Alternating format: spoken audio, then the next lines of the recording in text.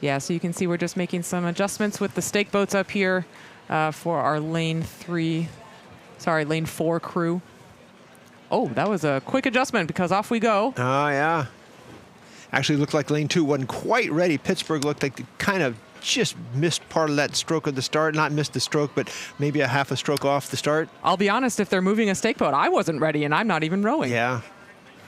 But here we go. Good shot of these guys just in their high strokes. The sprint start here that gets the boat really up and running for the first part of this race. You can see the flag is a-waving on the Marshall launch again here for these men's pairs. And we kind of expect that, you know, these small boats, the singles and the pairs, that's what's going to happen. So look at that, the picture of the single sculler with his trophies and gold medal. Yeah. Yeah, as you were saying, in some of these small boats, in the pair in particular, it can be extremely hard to get the boat to go straight off the start because it is going to be both rowers applying maximum power to get the boat up to speed. And even at maximum power, sometimes even a good pair lineup is not matched up perfectly. Yeah, so exactly. You can end up pulling the boat to one side or the other. But it does look like we have that Rutgers boat just, again, playing with fire in the buoy line there on the port side. We're going to try and get those athletes out of that buoy line to prevent any mishaps.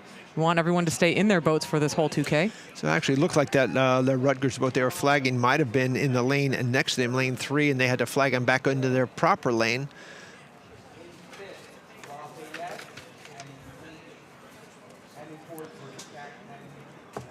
And now we are in the lane we are supposed to be in. That is the, I don't know if that's Merchant Marine Academy or Rutgers. That red blade could have been Rutgers. Yeah, the boat with the red uniforms is going to be Rutgers. We're looking at Merchant Marine there, just coming up to the abutment there, and then off to the right of your picture should be our Pittsburgh crew. Should be.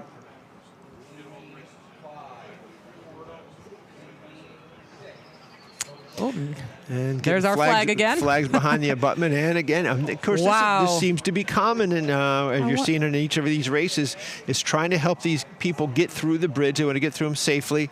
Also, you don't want to interfere with the crew next to them. Those two you're seeing right now that are being flagged, potential for being too close. They're trying to guide them. We see the Rutgers guys just coming up to that big buoy again. It looks like they're just going to miss it. Yep. Good job. But yeah, these refs after this regatta might want to see if they can get a gig with a color guard somewhere with the amount of flag waving they've been doing over the past couple of days. But you know, as we've been saying, this dogleg is a real challenge for these athletes in a 2K event like this in these blind boats. So we're not making fun of them. Believe you me, we are very impressed with their ability to get down the 2K.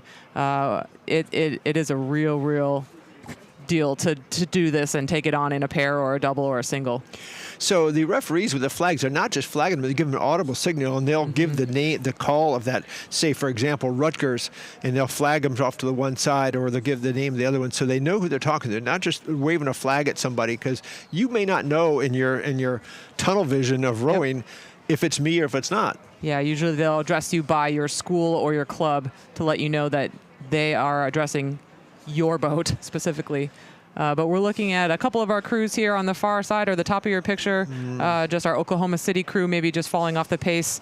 Fordham there in the maroon jerseys with Rutgers there in the middle of these crews in the red jerseys. And Merchant Marine here in the blue boat in lane 3.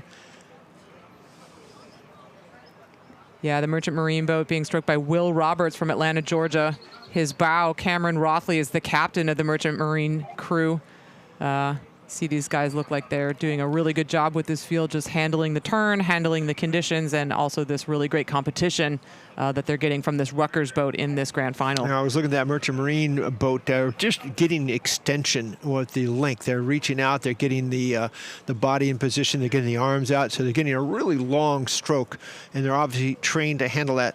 And look at some of the other boats out there. They're a little bit less length out there, and meaning they might be holding back just a slight bit, maybe not on choice, but just the way they row. But that Merchant Marine boat is getting the length, which is highly important in making these boats go. Yeah, so it does look like our 1, 2, 3 is going to be Merchant Marine, and then a very close race between Rutgers on their left and Pitt on their right. It's going to be, right now, too close to call to see who has the advantage between Rutgers and Pitt for that silver and bronze medal in this men's pair event. And right behind Pitt is Fordham over there in lane 5. with Pitt having a little bit of an advantage over Fordham. But for the medals, it is going to be potentially that Merchant Marine and Rutgers, but the Pitt-Fordham one, that's for a bronze. Yeah, well, we'll have to see how things shake out as these guys get through the middle half of this race and are approaching this last 500. It does look like we have some more rain coming down, so that could also throw a curveball into this mix as the handles start to get wet and the boats might be taking on some water as well. Well, if they were involved in that rainstorm a little bit earlier, we had sitting up there, the water would have added some to the boat. Sometimes the coaches will send a sponge out with the rowers, especially if they're expecting rain, so they can get the water out of the boat and reduce the weight or the sloshing around of anything inside the boat. Yeah, absolutely. Being able to bail out water that accumulates during a wet day like this is so important. Luckily, the conditions are very flat, so we don't need to be doing any bailing because of waves. The conditions with the rain even are still very, very good for a rowing regatta, just adding, unfortunately, that element of the slippery handle for these athletes. But it does look like these guys are managing to hang on, and it is the Merchant Marine boat that is still leading the pack over Pitt and Rutgers as they're coming into the island here. Yeah. Merchant Marine with a comfortable lead on all of the boats trailing them, so they're in the hunt for that gold medal, and I'm sure they're feeling we're halfway through the island. If we just can make it to the end here, we don't make any mistakes, we're going to have this gold in our pocket here and that Nagard Cup. Yeah, I mean, one of the nice things in a rowing race that I know I've experienced is when you set yourself up with a margin like this coming into the last 500, you know that you have less than 2 minutes of rowing to go. And with a nice margin like that, you can sometimes just sit into your rhythm and relax. And you know what? Sometimes it stops hurting so much. Sometimes it does. Well, the excitement of potentially we can win this. We can win this. And of course, you think that early on too, but now you get down to the end and you got a couple of lengths of open water. It's like, oh my gosh, we're gonna win this. There's fewer and fewer strokes where you can make a mistake or lose any ground to your competitors. And here we are with a nice shot of our likely men's pair champions at this year's Dad Vail Regatta. It's going to be our crew from Merchant Marine, Will Roberts and Cameron Rothley. Just bringing it home here for Merchant Marine. And the Rutgers crew looks like they're going to be in second and nearer to us in the Lane 2 Pittsburgh boat, looking like they're going to be taking the bronze. Yeah, good effort here. The Fordham crew is going to be coming in that 4th position. Oh, very happy guys in the Merchant Marine boat there. You can see hopefully they don't end up going in the river.